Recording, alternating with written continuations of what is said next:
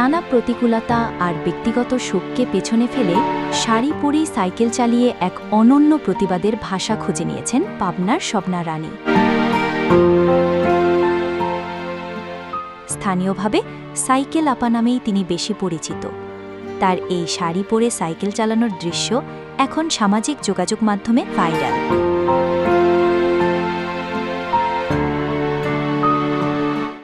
যা অনেকের কাছেই এক অনুপ্রেরণার গল্প। তবে এই সাইকেল চালানোর পেছনে লুকিয়ে আছে এক নারীর কষ্ট ও হার না মানা মানসিকতার এক গভীর উপাখ্যান। স্থানীয় সংবাদ মাধ্যমকে দেওয়া এক সাক্ষাৎকারে স্বপ্না জানান, মানুষ নানা কথা বলে, শাড়ি পরে সাইকেল চালাই বলে অনেকে হাসাহাসিও করে, কিন্তু আমি এসবে কান দেই না। আমার যখন খুব কষ্ট হয় তখন সাইকেল চালালে আমার মন ভালো হয়ে যায়।